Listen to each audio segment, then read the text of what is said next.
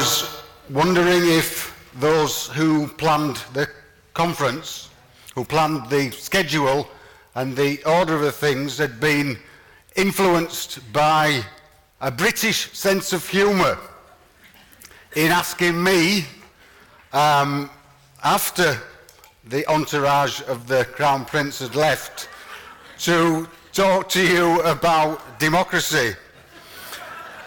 So let me enjoy with you, just for 1 minute only, an expression of this British sense of humour, which of course, for those of you who don't know, is characterised by an appreciation of after some irony, amusement and satire. My friend, let's return to the issue of participation and democracy, and to ask to what extent our democracies are healthy. And let's ask particularly, how is outreach connected to these realities? Now, I do start from a position that our work is, and how it is constructed, it shows very well the health, or perhaps the lack of health, of our democracies. And so for Thomas, you know, this aim, and it is a worthy aim, of democracy in the Council of Europe, I think there's some distance to go, but I hope we can work more aggressively towards that. We should remember, of course, the origins of the concepts, the rule of the people, the demos and kratos.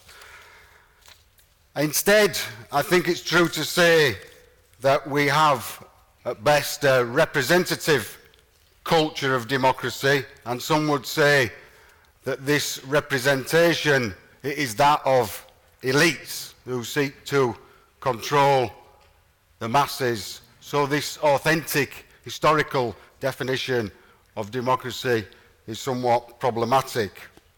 I think about the work of a professor at Leeds University in the UK who talks about representativeness as distinct from representation.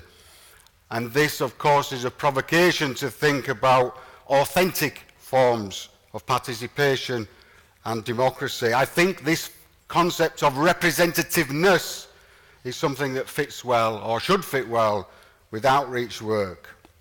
So let's consider the evidence of where we are. And let me first reflect on the title that was suggested to me that I might speak about this morning. This was the title that was suggested to me: Outreach and Detached Youth Work as Tools for Participation and Democracy. It seems a reasonable title, but you will see that it is a statement, of course, and my chosen title, which you have in your programmes, puts this as a question. And it would be interesting to consider the concept of the tool. What is a tool? Something that carries out a particular function. I know in particular the concept of the instrument. And when I think of the concept of the instrument, I think also, of course, of instrumentalism. Now, this concept of the tool, it makes me think about our colleagues in France. And in France, perhaps they appreciate the British sense of irony, but this is a reference to Bonjour bricolage. And if you've ever been to France, you will have seen the huge warehouses where you can buy tools for fixing your house, the do-it-yourself culture. So Bonjour bricolage is the guy who fixes this and fixes that. It is, of course, a metaphor in this ironic tradition. When the French outreach worker says, Je suis Monsieur Bricolage, we are the people who fix this and fix that. And of course, you know the things I'm talking about: drug and alcohol misuse, teenage pregnancy, violence, crime, and antisocial behaviour. And but where's the irony in that? Where is the irony in that? Philip Cousy, many of you will know, he challenges us to see the extent to which our work is precisely constructed in this instrumental way. So he asks us an important question. Have we become happy to associate ourselves with whatever ends, that is the function of the tool, of course, simply to ensure we have work to do?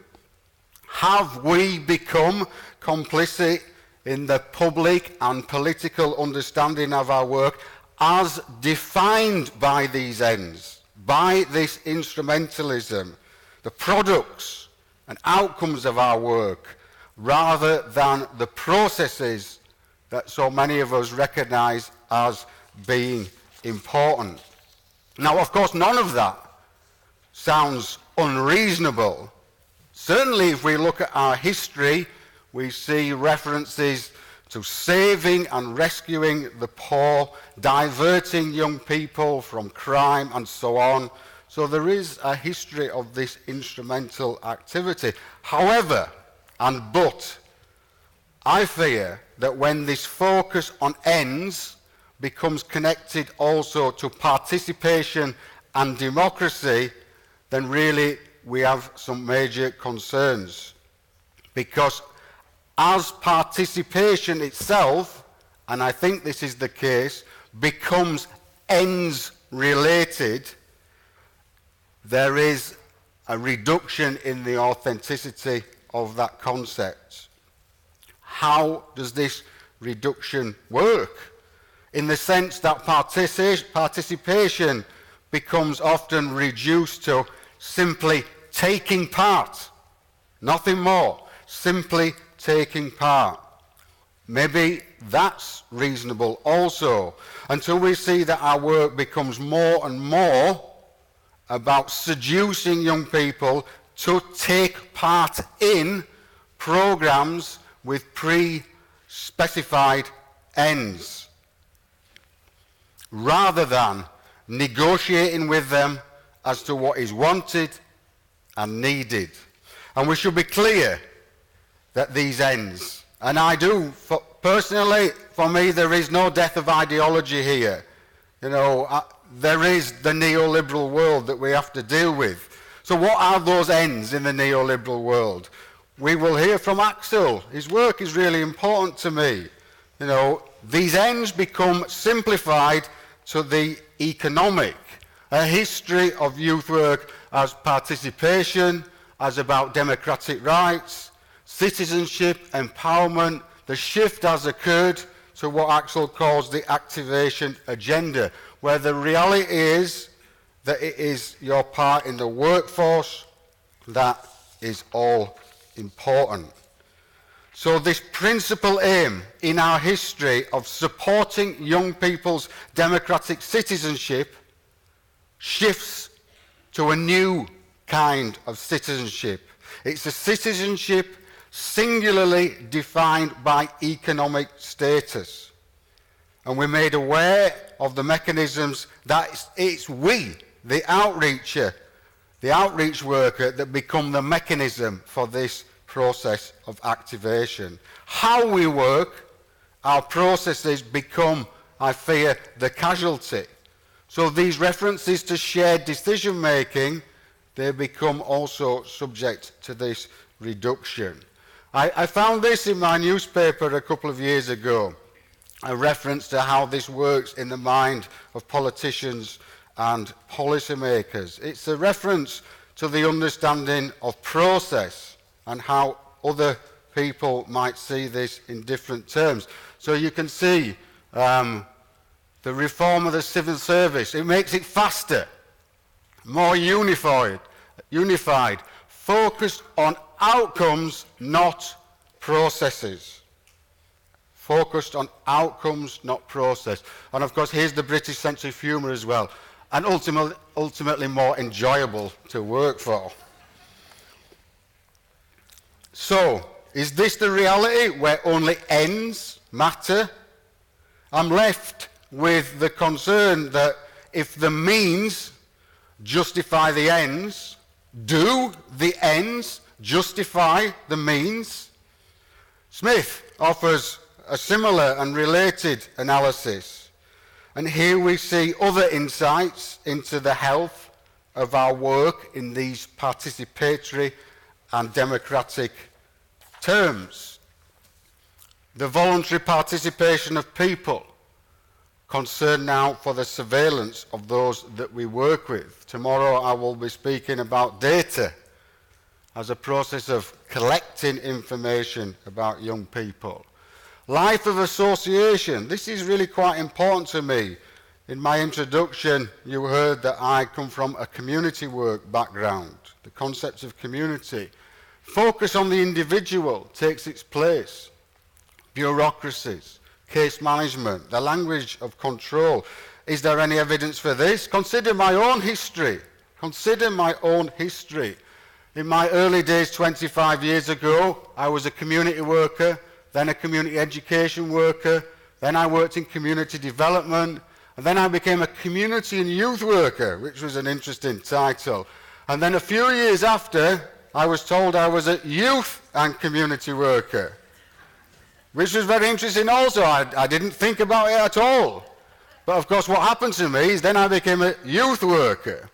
And then I was told I was a youth support worker. And now I was called a targeted youth supporter. And I do wonder what the future is. But I think this is clear, unequivocal evidence of individualization. Perhaps the death of the social. Perhaps the death of the social. And I want to draw to your attention to the discussions in the network. Travailleurs sociaux de rue. What does that mean in English? Yeah? We've had a big argument. Does this translate to street social work or social street work? I thought I might explore that with colleagues in Prague when I went to a conference there. And you know what happened? They said to me, first of all, Graeme, you need to tell us what social means. Because in Czech, we've got two words, sociální, společenský. Okay? That's interesting because one means formal, one means informal. These are the concepts of the formal, and these are the concepts, I added these two, participation and democracy. I added those two as a question for you, So is this process of individualization, this process of move to social control, is there something really to worry about? Is there something really to worry about? My sense is that this concept of the informal in our practice is probably the most important thing to remember if we are to work in a participatory and democratic tradition. What does that mean in practice? It means socializing our work, as we heard this morning, bringing other people into this conversation. The problems of young people can never be seen as only their problems. They must be the problems of their families, their communities, their networks, and wider society, and of government and policy. So I would say in closing that we have some interesting philosophy that we can draw attachment to. The idea that the everyday conversations of our work are themselves forms of democracy. The interactions between people are themselves forms of democracy. Participation in this authentic sense of young people being involved in making decisions, they are forms of democracy. And as Amy Gutman says, actually, you have to remember that first and foremost, we are all educators, and that the first and most important aim of all education is democracy. Nothing else. It is the most important thing. So I leave you with an image. And this is the most extraordinary thing about our work. It is the thing that we must communicate as widely as possible. I have always said that in life there are two kinds of cards. There are the hard power cards, the cards of punishment, legal authority, control and coercion. But of course there are the other cards, the cards of listening. As Fiumara says, the other side of language, the cards of conversation, the cards of negotiation, and the cards of dialogue. And the reality is for the street worker, for the outreach worker, you know that if you play these hard cards, you will have no one to work with. You must become expert in these other cards, the cards of negotiation, conversation, and dialogue. And that is the thing that is missing from the wider understanding. A good society, a participatory society, a good democracy, those are the cards that need to be played, because the other cards, they degrade those concepts. So recognize in your work this unique understanding about how power works and communicate it widely, because street work is the metaphor for a good democracy. Thank you.